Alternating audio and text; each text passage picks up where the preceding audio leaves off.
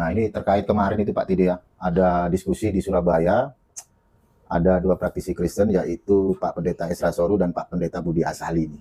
Berdiskusi dengan tim YPM Atohid, saya dan Kodondi. Ya. Ini tanggapan Pak Tidi selaku praktisi Kristen melihat perdebatan itu gimana Pak Tidi? Ya, saya 2 poin saja dan mereka memang jawabannya kurang pas. Satu mengenai Yesaya 53. Ya. Yesaya 53 kan ditanya apakah itu untuk Yesus, kan begitu pertanyaannya. Lalu sana cuma menyampaikan ya untuk Yesus. Ya. Lah untuk orang lain, untuk orang Yahudi, enggak, itu hanya untuk Yesus. Loh, emang itu bukan untuk Yesus saja atau gimana Ya, Pak? tidak, tentu saja tidak, karena di situ Yesus kan disalib di Bukit Tengkorak. Itu memang tempat penyaliban. Udah banyak orang Yahudi juga yang disalib ke sana. Karena itu kan tradisi Romawi. Semua orang disalib menderita kayak gitu, menderita ya seperti itulah. Termasuk Yesus kan.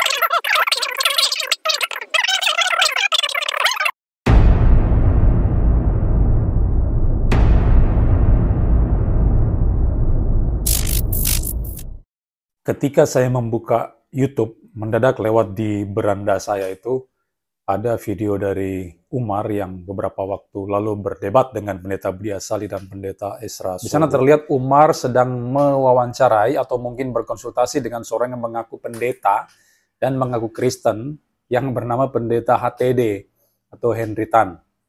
Apa yang dikonsultasikan? Itu terkait dengan pembahasan Yesaya pasal 53, di mana pihak Kristen memahami itu merupakan nubuatan bagi Yesus, dan sebaliknya bagi para pengacara pihak Yudaisme yaitu Dondi Tan dan Umar itu tidak merujuk kepada Yesus tetapi untuk Israel. Nah, ada 3 hal yang lucu yang akan saya sampaikan saat perdebatan tersebut, termasuk ketika Umar mewawancarai Pendeta HTD. Pertama, saya menyebut Dondi Tan dan Umar ini sebagai lawyer atau pengacaranya dari Yudaisme. Mengapa? Karena mereka melakukan pembelaan terhadap ajaran Yudaisme. Mereka begitu ngotot ya membela Yudaisme dan menganggap paham Yudaisme itu benar, termasuk dalam kanalnya Dondi Tan sering menunjukkan Tanakh Yahudi ya, dipamerkan buku itu padahal tidak tahu baca, dan berusaha membenturkannya dengan perjanjian baru yang diyakini Kristen. Padahal sebetulnya keduanya tidak berkontradiksi, tapi sejalan. Lucunya di sini, kalau memang merasa Yudaisme itu benar dan Kristen salah, kenapa tidak sekalian masuk saja Yudaisme? Jadi murtadin dan peluk agama Yudaisme. Mereka itu kan Islam. Lalu kenapa sibuk urusi imannya orang lain? Bahkan dibela sedemikian rupa dan dipertahankan dalam sebuah perdebatan. Sekali lagi saya katakan, buat apa kalian sibuk mengurus agama orang lain? Membela kepercayaan orang lain. Kenapa tidak mensyiarkan agama sendiri misalnya? Memberitakan iman sendiri. Itu kan jauh lebih bagus. Dalam hal ini sebetulnya secara implisit pihak Dondi Tan dan Umar tanpa mereka sadari mereka sedang mempromosikan agama Yahudi, agama Yudaisme kepada publik, dan mungkin itu bisa berpotensi memunculkan semacam kekaguman atau ketertarikan dari orang-orang tertentu untuk mempelajari Yudaisme dan bahkan memeluk agama Yudaisme.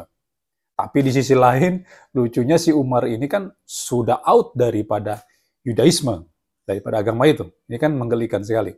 Kenapa tidak memberitakan agama sendiri? Kalau misalnya mereka menang dalam debat, itu bagus. Orang-orang bisa tertarik kepada Islam yang mereka beritakan itu. Dan siapa tahu bisa masuk Islam. Itu kan jauh lebih bagus ketimbang bicara imannya orang lain. Jadi jikalau ada orang yang kemudian menjadi mu'alaf di dalam perdebatan itu karena melihat perdebatan itu, saya kira itu tidak cocok. Mengapa? Karena yang dipresentasikan itu adalah iman Kristen dan imannya Yudaisme, bukan imannya Muslim. Lah kok ada orang yang non-Kristen dan non-Yahudi malah jadi Islam? Konektivitasnya itu di mana? Coba. Itu kan nggak nyambung alias tidak connect. Coba saudara lihat semua videonya Pendeta Budi Asali. Setahu saya dia tidak pernah mempromosikan ajaran Islam. Nggak ada. Yang menjadi penekanannya pada iman Kristen, Injil Yesus Kristus, yang sanggup menyelamatkan semua manusia berdosa yang mau percaya kepada dia. Dan itu yang dipertahankan sampai kapanpun dalam setiap perdebatan. Termasuk dalam perdebatan kemarin itu. Lah Dondi Tan dan Umar malah sibuk bela imannya orang lain, agamanya orang lain. Ini kan kelucuan yang luar biasa. Ini pertama. Kedua, tim Islam ini sebetulnya tidak mewakili Yudaisme. Karena mereka kan Islam. Dan hanya karena merasa memahami Yudaisme dalam satu dua hal, lalu merasa seakan-akan sudah mengerti ajaran Yudaisme dan langsung menjadi pengacaranya Yudaisme. Baru tahu sedikit, sudah sok tahu, dan akhirnya dipermalukan. Dan ini terbukti dalam debat, Pendeta Ezra Soru akhirnya membongkar kesoktahuan mereka, terutama saat berhadapan dengan Umar, di mana mulanya Umar begitu yakin para rabi memahami Yesaya 53 itu bicara tentang Israel, tetapi kemudian ditunjukkan oleh Pendeta Ezra Soru melalui Targum Yonatan, bahwa pandangan seperti itu bukan milik semua rabi, karena pendapat itu baru muncul di kemudian hari. Bertahun-tahun sebelumnya, mereka justru memahami Yesaya 53 itu merujuk pada Mesias. Jadi mereka yang mulanya sok tahu, termasuk Umar yang mulanya pamer Ibrani hafalan, tetapi akhirnya dipermalukan oleh Pendeta Ezra Soru, dan terjadilah kejadian seperti kemarin itu ya, kelucuan yang luar biasa, bukan hanya karena Umar salah memahami para rabi Yahudi, tetapi ternyata dia juga tidak bisa baca Targum berbahasa Ibrani atau Aram yang mencatat kata Mesias, yang dimana sebelumnya dia begitu memamerkan kehebatan bahasa Ibraninya itu. Ini kelucuan yang kedua. Mereka tidak mewakili pandangan Yudaisme. Seharusnya yang berdebat itu adalah Kristen versus pihak Yudaisme. Bukannya melawan Islam yang tidak mengerti apa-apa tentang Yudaisme. Atau bukannya melawan Don Ditan dan Umar yang tidak mengerti apa-apa tentang Yudaisme. Mulanya saya berpikir Don Ditan akan menampilkan tafsiran Muslim tentang Yesaya 53. Ternyata mereka malah menjadi pembela Yudaisme. Di sini kesalahannya. Coba kita berangan-angan saja. Mereka ini kan pembela Yudaisme. Anggap saja mereka sudah menandatangani surat kuasa sebagai lawyernya pihak Yudaisme. Ini kita berangan-angan, berandai-andai, seandainya kalau benar demikian. Kalau saya sebagai pihak Yudaisme, saya akan putuskan kuasa itu dan pecat Don Ditan dan Umar karena sudah mempermalukan Yudaisme dan kalah dalam perdebatan tersebut. Ini kelucuan yang kedua. Yang ketiga, dalam wawancara umat terhadap Pendeta Henry Tan, si Henry Tan ternyata berbeda dengan Don Ditan dan Umar. Kalau Don Ditan bilang Yesaya 53 nubuat untuk Israel, bukan untuk Yesus. Tetapi Henry Tan bilang itu termasuk Yesus juga. Walau dia juga mengatakan bukan hanya Yesus. Tetapi untuk orang-orang Yahudi lainnya yang juga alami penderitaan di Bukit Tengkorak katanya. Mati disalibkan di Bukit Tengkorak. Banyak orang Yahudi yang mati di sana juga katanya. Alami penderitaan dan sebagainya. Jadi sebetulnya dalam hal ini Henry Tan tidak sedang mendukung posisi Umar.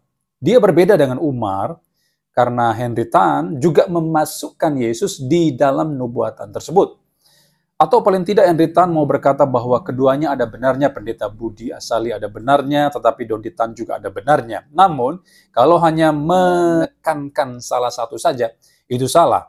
Dan dalam hal ini, Henry Tan mempersalahkan baik pihak Kristen maupun Islam yang menurutnya memberikan kesimpulan tidak komprehensif. Tapi dalam wawancara itu, Umar kayaknya terlihat kok senang ya, bangga, happy, seakan-akan Henry Tan ada di pihak mereka.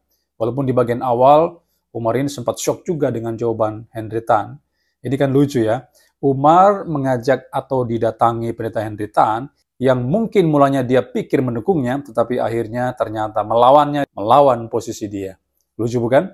Ini 3 kelucuan yang saya dapati dalam debat dan wawancara tersebut. Nah, oke, dalam sesi wawancara tersebut antara Umar dan Henry Tan, saya menyimpulkan seperti ini. Jadi Umar ini mengundang ya, atau didatangi oleh Henry Tan. Ternyata, lalu dia bertanya meminta pendapat Henry Tan tentang debat yang membahas Yesaya pasal 53 tersebut. Saudara tahu tidak siapa Henry Tan? Dia seorang penyesat, guru palsu karena menolak doktrin Allah Tritunggal yang diajarkan dalam Alkitab. Dia penganut ajaran Jesus only, oneness ya. Di samping ada juga ajaran-ajaran kacaunya yang lain. Saya sudah membuat video khusus tentang si Kristen palsu Henry Tan ini, sudah bisa melihatnya di channel ini. Lalu Umar ini siapa? Dia mengaku pernah ada di Yudaisme selama bertahun-tahun. Saat saya bicara dengan dia mengatakan diajar oleh 5 rabi Yahudi, ada di bawah pengawasan Rabi Tovia Singer, tapi kemudian keluar dan memeluk Islam. Itu adalah haknya dia, dan saya menghormatinya. Setiap orang berhak memeluk agama dan kepercayaannya masing-masing. Tapi menurut informasi saya dengar, dulu sebelum Yudaisme, Umar ini sempat mengikuti Kristen katanya. sempat ikut Kristen.